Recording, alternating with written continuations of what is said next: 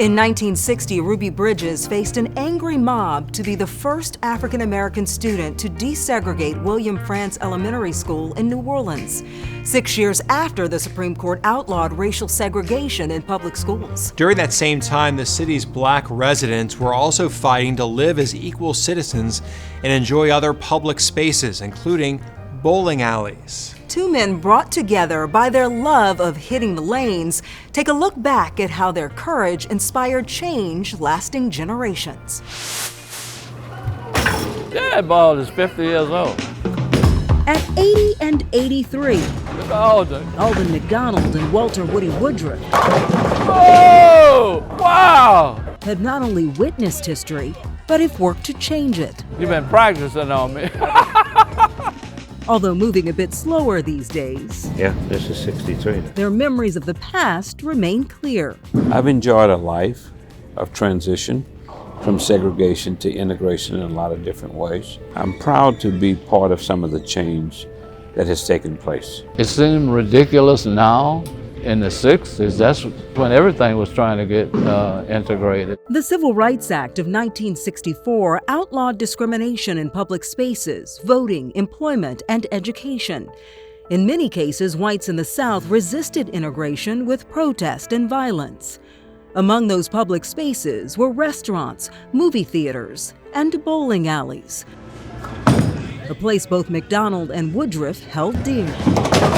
Woodruff bowled his first game in 1961 at the all-black Delta bowling lanes in the Desire housing development and was hooked.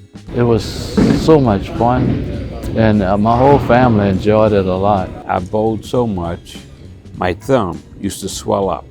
McDonald, Woodruff, and others would eventually form the New Orleans Travelers Bowling League. So they would go to bowling alleys in states where bowling alleys were integrated, but they would only get to bowl on certain lanes. But back home, the few black bowling alleys couldn't seem to hang on. It seemed like all our bowling alleys were going to fold up, and we wanted somewhere to go. That meant integrating local facilities, a feat that would prove difficult and dangerous. We were kind of young and foolish back then, and so we began challenging things. They had the state police outside with K9 dogs at the door, and we go, wow, I don't know if we should go in here or not. And Edna said, look, we're just gonna go right on in. So we went in and we asked for a lane, and they refused us. Were you afraid of being arrested? Yeah, I was kind of afraid, And all of this just to get to bowl. just to get the bowl. As it turns out, a visit by black bowlers to a whites-only bowling alley piqued the interest of the FBI. Woodruff said agents paid him a visit at work, something now federal judge Brian Jackson sees as a peculiar occurrence for the time. I think would be very unusual for a federal law enforcement agency to involve itself in sort of a civil matter such as that, and not to investigate perhaps federal criminal laws that may have been the product of racial discrimination. Woodruff and McDonald never stopped challenging the status quo, efforts that would eventually lead to equality as more businesses opened their doors to all.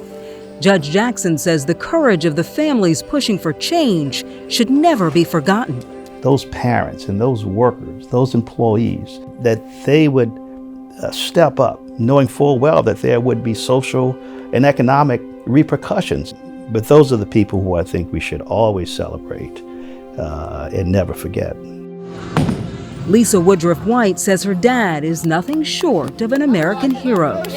The bravery he showed in being willing to take action to help integrate the bowling alleys was really significant for me. Very proud of the things that we've done in making things better for the future and for future generations.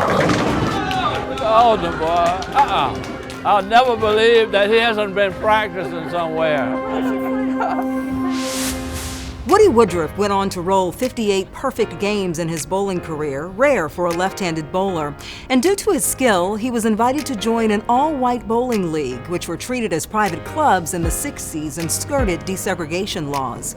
In 2022, Alden McDonald celebrated 50 years as CEO of Liberty Bank and Trust, the largest African-American owned bank in the country, which recently reached $1 billion in assets.